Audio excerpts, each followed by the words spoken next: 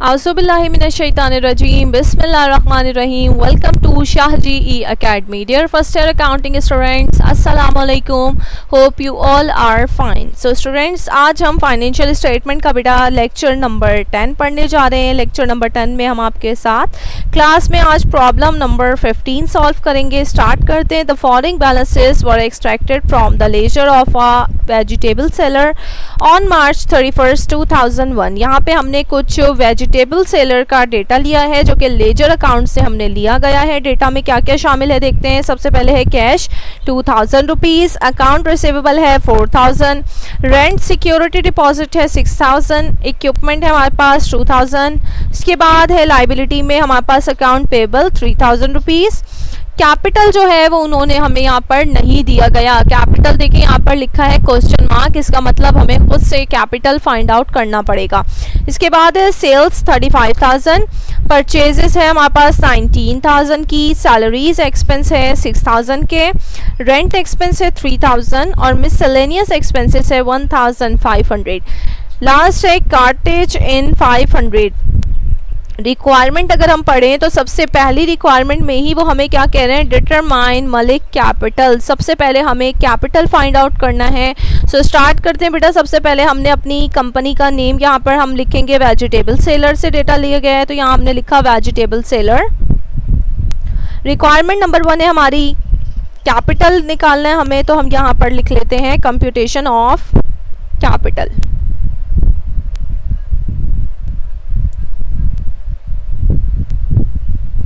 Capital के लिए हमें पता है अकाउंटिंग इक्वेशन हमने पढ़ी थी कि एसेट जो होते हैं वो बराबर होते हैं लाइबिलिटी प्लस कैपिटल के.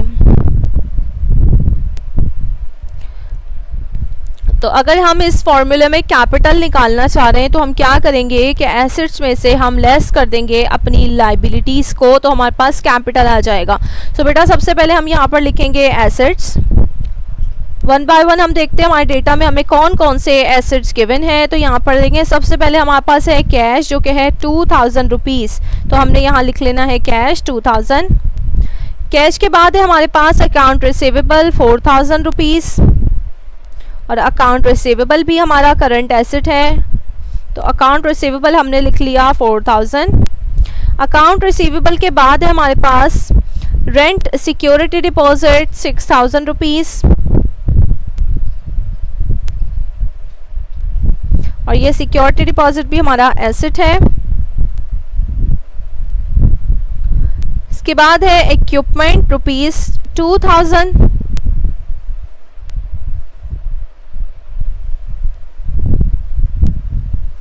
इक्विपमेंट के बाद बेटा अकाउंट पेबल जो कि हमारी लाइबिलिटी है. इसका मतलब हमारे पास जो एसेट्स थे वो यही 4 एसेट्स थे. सो हम अब यहाँ पर अपना टोटल कर लेंगे एसेट्स का.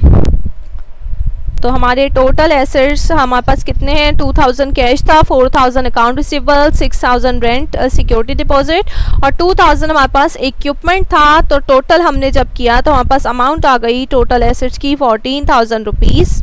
अब हमने क्या करना है, एसेट्स में से हमने लेस कर देना है अपनी लाइबिलिटीज़ को. सो बेटा इस क्वेश्चन में अगर हम देखें तो इस क्वेश्चन में हमारे पास लाइबिलिटी में सिर्फ एक ही लाइबिलिटी है जो कि है अकाउंट पेबल 3000 रुपीज़ हमें गिवन है. तो हम यहाँ पर लिख लेते हैं अकाउंट पेबल, और डायरेक्ट हम इसी के यहाँ पर ब्रैकेट्स में लिखेंगे क्योंकि हमारे पास यहाँ पर ये लेस हो रही है. तो 14,000 में से अगर 3000 रुपीज़ हम लेस कर दें तो हमारे पास अमाउंट क्या आएगी, अमाउंट आएगी हमारे पास 11,000 रुपीज़. अब ये हमारा कैपिटल तो है, लेकिन ये बेटा कैपिटल कौन सा कैपिटल है, इस कैपिटल में हमारे पास नेट इनकम भी शामिल है. ये कैपिटल क्या है हमारे पास, ये कैपिटल विद नेट इनकम है. अगर आपको याद हो बैलेंस शीट जब हम बनाते हैं तो बैलेंस शीट में हम क्या करते हैं, कैपिटल के साथ ही हम बैलेंस शीट में इक्विटी साइड पर जब कैपिटल लिखते हैं तो हम उसमें ऐड कर देते थे नेट इनकम को. तो यहाँ पर इस क्वेश्चन में हमारे पास इस कैपिटल में नेट इनकम भी मौजूद है.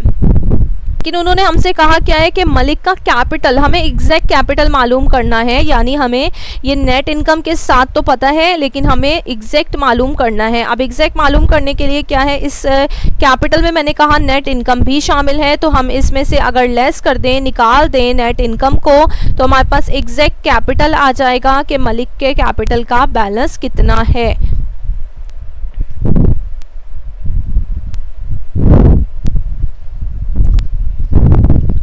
तो बेटा नेट इनकम जो है वो यहाँ पर अगर हम देखें डेटा में, तो हमारे पास यहाँ पर नेट इनकम हमें गिवन नहीं है।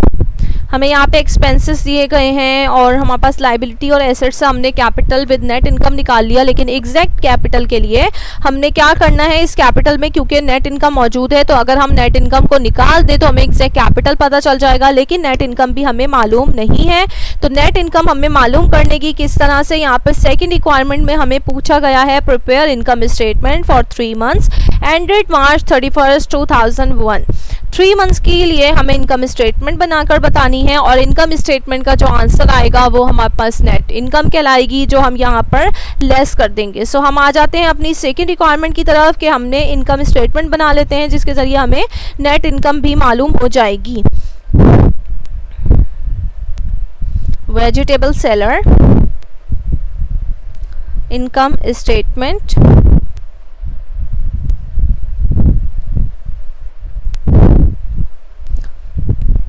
for the period ended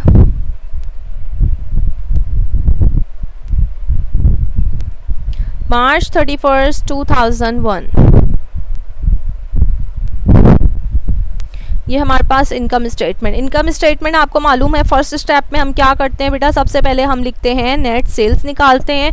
तो यहाँ पे हमें क्योंकि कोई सेल रिटर्न या सेल डिस्काउंट नहीं गिवन, तो ये जो हमारी सेल है यही हमारी क्या कहलाएगी, यही हमारी नेट सेल कहलाएगी, यानी कि 35 रुपीज़ जो है हमारी सेल्स के हम लिख लेते हैं यहाँ पर। और सेल्स में से हम हमेशा लेस कर देते हैं कॉस्ट ऑफ गुड्स सोल्ड को। कॉस्ट ऑफ गुड्स सोल्ड किस तरह निकालते हैं, सबसे पहले हम लिखते हैं अपनी मर्चेंडाइज इन्वेंट्री ओपनिंग। तो अगर हम यहाँ पर देखें तो इस क्वेश्चन में बेटा हमें मर्चेंडाइज नहीं दी गई, ना तो हमें ओपनिंग दी गई है ना हमें क्लोजिंग दी गई है, तो हम डायरेक्ट अगले स्टेप पर आते हैं, मर्चेंडाइज गिवन नहीं है। इसके बाद हम लिख लेते हैं परचेजेस यहाँ पर हमें गिवन है जो कि है हमारे पास 19,000 रुपीज़।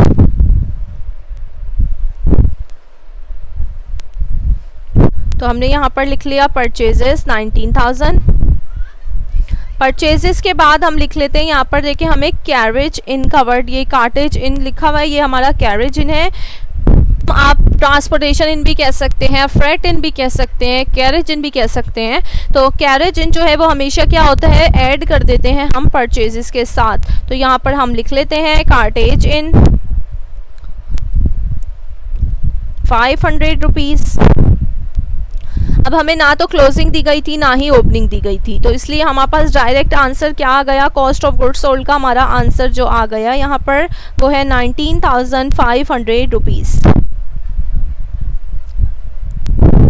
ब्रैकेट में हमने इसलिए लिखा क्योंकि हम ये लेस कर रहे हैं। तो 19,500 अगर हम 35,000 में से लेस कर देते हैं तो हमारे पास अमाउंट क्या आ जाएगी बेटा, अमाउंट आ जाएगी हमारे पास 15,500 रुपीज़, जो कि हमारा क्या कहलाएगा, जो कि हमारा कहलाएगा ग्रॉस प्रॉफिट। और ग्रॉस प्रॉफिट में से हम क्या लेस करते हैं, हम लेस कर देते हैं अपने ऑपरेटिंग एक्सपेंसेस को। तो हम यहाँ लिख लेते हैं ग्रॉस प्रॉफिट में से हम लेस करेंगे अपने ऑपरेटिंग एक्सपेंसेस को। अब वन बाय वन हम देखते हैं हमारे पास ऑपरेटिंग एक्सपेंसेस में क्या क्या गिवन था। तो सबसे पहले हमारे पास यहाँ पर है सैलरीज एक्सपेंस जो कि है 6,000 रुपीज़।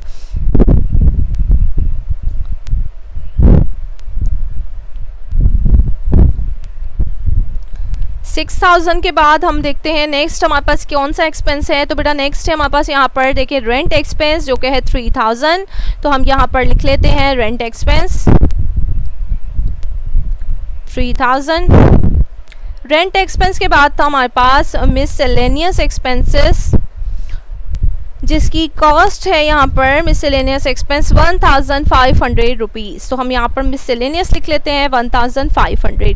3 यहाँ पर हमें एक्सपेंसेस गिवन थे इस क्वेश्चन में। अब हम टोटल कर लेते हैं अपना ऑपरेटिंग एक्सपेंसेस का। Total operating expenses. सो बेटा कैलकुलेटर हाथ में लीजिए, 6000 में हम ऐड करते हैं 3000 और 1500, तो टोटल हमारे पास एक्सपेंसेस कितने आ गए, 10500 के हमारे पास टोटल एक्सपेंसेस आ गए। अब हम 15,500 में से अगर लेस कर दे 10,500 को, तो हमारे पास अमाउंट क्या बच जाएगी, अमाउंट हमारे पास बचेगी 5,000 रुपीज़। और ये 5,000 क्या है, ये है हमारा नेट इनकम। अब ये देखिए हमारे पास नेट इनकम आ चुका है 5,000। फर्स्ट रिक्वायरमेंट में हमने क्या निकाला था, कैपिटल विद नेट इनकम, जिसमें से हमने कहा था कि यहाँ पर इनकम भी इंक्लूड है। अगर इनकम हमें पता चल जाए तो हम इनकम को लेस कर देंगे। अब यहाँ पे देखिए हमें इनकम पता चल चुकी है कि 5,000 रुपीज़ हमारी इनकम है, तो हम यहाँ पर लेस कर देंगे इस 5,000 को। तो 11,000 में से अगर 5,000 इनकम है, इसका मतलब हमारी एग्जैक्ट जो अमाउंट है कैपिटल की वो है 6,000 रुपीज़। सो ये बेटा हमारी 2 रिक्वायरमेंट हम सॉल्व कर चुके हैं। इसके बाद हम आ जाते हैं अपनी थर्ड रिक्वायरमेंट की तरफ, जो कि है बैलेंस शीट। अब हमने बैलेंस शीट बनानी है। सबसे पहले हम नेम लिख लेते हैं, vegetable seller, balance sheet as on March 31st, 2001। Balance sheet के कॉलम सबको मालूम है। फर्स्ट हमारा एसेट साइड होती है, यहाँ पर हम अपने लिख लेंगे एसेट्स, और यहाँ सेकंड साइड हमारी आ जाती है इक्विटी साइड, जहाँ पर हम अपनी लाइबिलिटीज़ को रिकॉर्ड करेंगे और इक्विटी को रिकॉर्ड करेंगे। सो सबसे पहले एसेट्स में अगर हम देखें, यहाँ पर हमारे पास एसेट्स में कौन सा एसेट्स था, पहला एसेट है हमारे पास कैश 2,000 रुपीज़।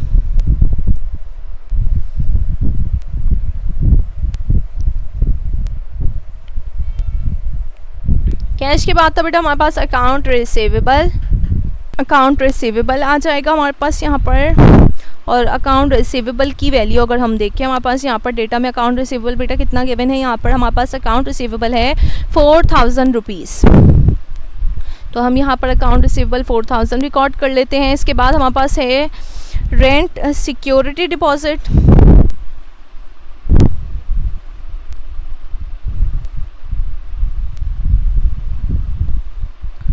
सिक्योरिटी डिपॉजिट यहाँ पर देखें तो हमारे पास सिक्योरिटी डिपॉजिट कितना था, 6,000 रुपीज़ था हमारे पास सिक्योरिटी डिपॉजिट। इसके बाद है इक्विपमेंट, और इक्विपमेंट हमारे पास कितना है, यहाँ पर क्वेश्चन में इक्विपमेंट है बेटा हमारे पास 2,000 रुपीज़। इसके बाद आ जाते हैं हम अपनी इक्विटी साइड पर। तो इक्विटी साइड पर हम सबसे पहले रिकॉर्ड करते हैं लाइबिलिटीज़ को, और इस क्वेश्चन में बेटा हमारे पास एक ही लाइबिलिटी थी जो कि थी अकाउंट पेएबल। तो अकाउंट पेएबल हमारे पास यहाँ पर हम देखें अगर क्वेश्चन में, तो अकाउंट पेएबल हमारे पास कितना है, अकाउंट पेएबल है हमारे पास 3,000 रुपीज़।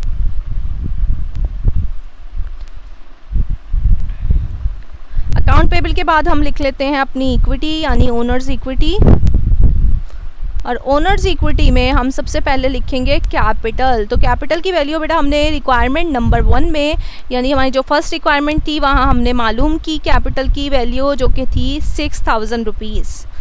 तो हम अपने कैपिटल की वैल्यू लिखते हैं यहाँ पर 6,000, जिसमें हम हमेशा क्या ऐड करते हैं, हम ऐड कर देते हैं नेट इनकम को। और नेट इनकम हमने कितनी निकाली है, यहाँ पर नेट इनकम हमने निकाली थी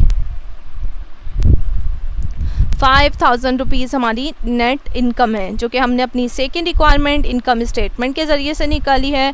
तो नेट इनकम आ गई हमारे पास 6,000 रुपीज़, और हमारा ये दोनों का टोटल हो गया 11,000। हमने कर लेना है टोटल, यहाँ पर हम अपना टोटल कर लेते हैं पहले एसेट्स का। तो एसेट्स का देखें अगर हम, तो कैश था 2,000, अकाउंट रिसीवेबल 4,000 यानी 6,000 हो गए।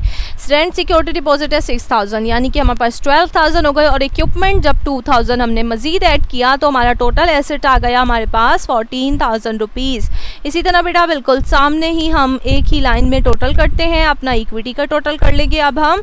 तो इक्विटी का टोटल हमारे पास देखिए अकाउंट पेएबल था 3,000, जबकि हमारी इक्विटी का ओनर्स इक्विटी है 11,000, यानी हमारे पास टोटल क्या आ गया यहाँ पर भी 14,000 रुपीज़ हमारे पास टोटल आ गया, यानी हमारी बोथ साइड्स इक्वल है। बैलेंस शीट का आंसर हमारा बिल्कुल राइट है।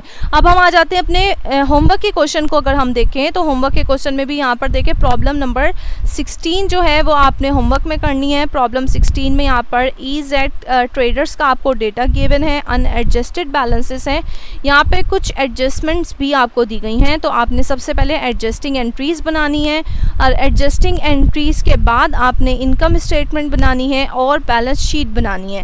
और बेटा बैलेंस शीट और इनकम स्टेटमेंट बनाने के साथ साथ एक और चीज़ जो आपने निकालनी है वो है EZ का कैपिटल। जिस तरह आज हमने कैपिटल फाइंड आउट किया है, सेम उसी तरह आपने तमाम एसेट्स को ऐड करना है और उन तमाम एसेट्स को ऐड करने के बाद लेस कर देना है तमाम लाइबिलिटीज़ को।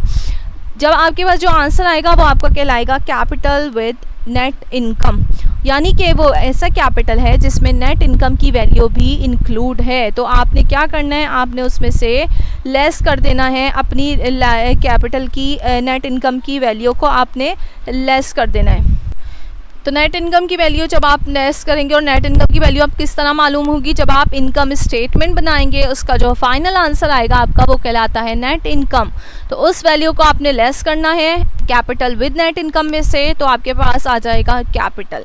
लास्ट आपने बैलेंस शीट बनानी है। सो बेटा होमवर्क आप लोगों ने लाजमी तौर से करना है, जब तक खुद से सॉल्व नहीं करेंगे प्रैक्टिस नहीं होगी। सो आपके पास जो है होमवर्क का सोल्यूशन भी गिवन है, आप लोग मैच कर सकते हैं अपने आंसर्स को। सो स्टूडेंट्स नेक्स्ट लेक्चर जो होगा बेटा हमारा फाइनेंशियल स्टेटमेंट के टॉपिक का वो होगा लेक्चर नंबर 11। और लेक्चर नंबर 11 में क्योंकि वो हमारा लास्ट लेक्चर है इस चैप्टर का, सो लास्ट लेक्चर में हम मल्टीपल चॉइस क्वेश्चंस को डिस्कस करेंगे, कुछ पास पेपर के क्वेश्चन भी सॉल्व करेंगे और कुछ न्यू MCQs भी इस टॉपिक से रिलेटेड कवर किए जाएंगे। सो अपना बहुत सारा ख्याल रखिएगा। Thank you for watching this lecture. Allah हाफिज़।